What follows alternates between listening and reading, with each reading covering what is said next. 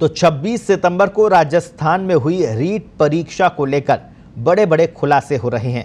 RAS, RPS से लेकर निचले स्तर तक अधिकारी, कर्मचारी, पुलिसकर्मी की संलिप्तता के आरोपों में पकड़े जा चुके हैं। कई निलंबित हुए हैं और इसी परीक्षा के आयोजन को सफल बताकर इसे गिनीज बुक में दर्ज कराने चले थे राजस्थान के शिक्षा मंत्री गोविंद सिंह डोटासरा। अब वे भी और उनकी सरकार भी इन कार्रवाइयों के बाद विपक्ष के निशाने पर आ गए हैं। अब ये मुद्दा उनके लिए गलफास बन गया है। कैसे, देखिए ये खास रिपोर्ट।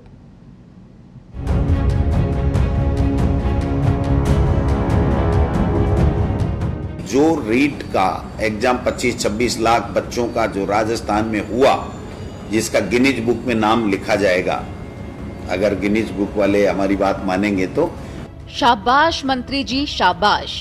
क्या खूब कहने आपके। ये गुड वाक्य लाते कहां से हो आप? राजस्थान की अब तक की सबसे बड़ी रीट परीक्षा से पहले पेपर आउट होने वाले एग्जाम को सफल बताते हुए जरा भी संकोच नहीं हुआ आपको।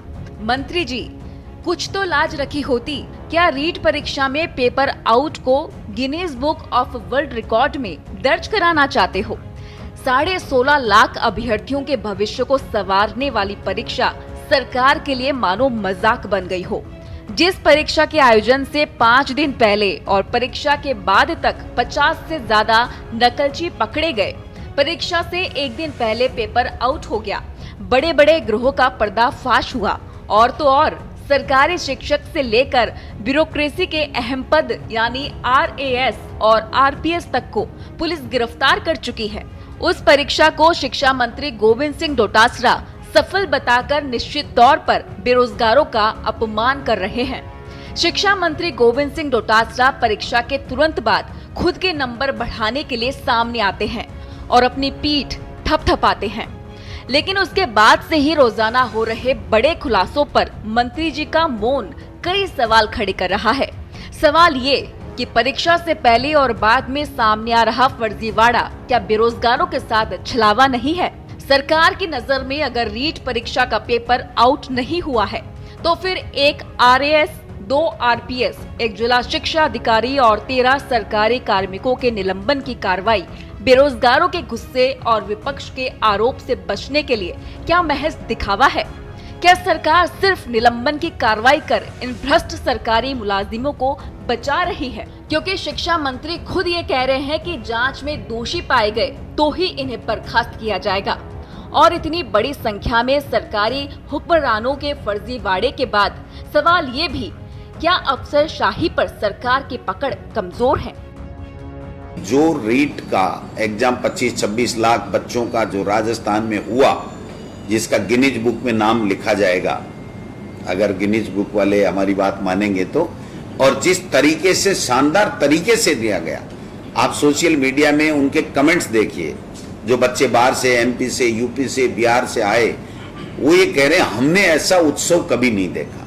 यानी अपनी एग्जाम को उत्सव के रूप में लोगों ने परिवर्तित किया। इसके ये तो थी मंत्री जी की वाहवाही लूटने की बात।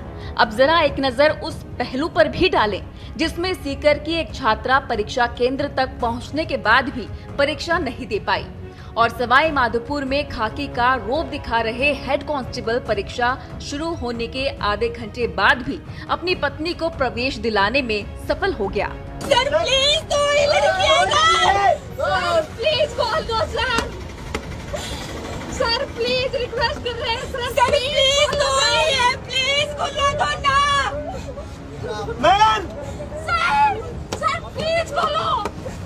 अबोध बालक से सुबोध नागरिक बनाने के लिए शिक्षक बनने का सपना संजोए रीट परीक्षा देने आई इस बालिका की गलती सिर्फ इतनी थी कि इसने परीक्षा केंद्र में मौजूद जिम्मेदारों की बात मानकर प्रवेश के लिए एक गेट से दूसरे गेट के चक्कर लगाए। करती भी क्या? इस छात्रा के पास खाकी का रोब जो नहीं था, न ही परीक्षा केंद्र में एंट्री के लिए कोई सरकारी जुगाड़ था। सिर्फ सीकर ही नहीं बल्कि प्रदेश में ऐसे बहुत से अभ्यर्थी होंगे जो केंद्र पर पहुंचने के बाद भी परीक्षा देने से वंचित रह गए। इतना ही नहीं, कुछ परीक्षार्थियों ने परीक्षा से जुड़ी गड़बड़ियों पर आला अधिकारियों से शिकायत भी की, लेकिन उनकी आवाज दबा दी गई। रीट परीक्षा से जुड़े फर्जीवाड़े पर नजर डालें तो फहरिस्त काफी लंबी होगी। लेकिन इन सब के बावजूद शिक्षा मंत्री गोविंद सिंह डोटासरा परीक्षा के सफल संचालन का दावा कर रहे हैं। कुछ नहीं, वो देख रहे हैं, बस हमें देख रहे हैं। हमारे पापा पता नहीं कैसे कैसे कमाते हैं हमारे लिए। हमने 5-6 हजार रुपए की गाड़ी खरीदी थी, कुछ नहीं होगा हमारा।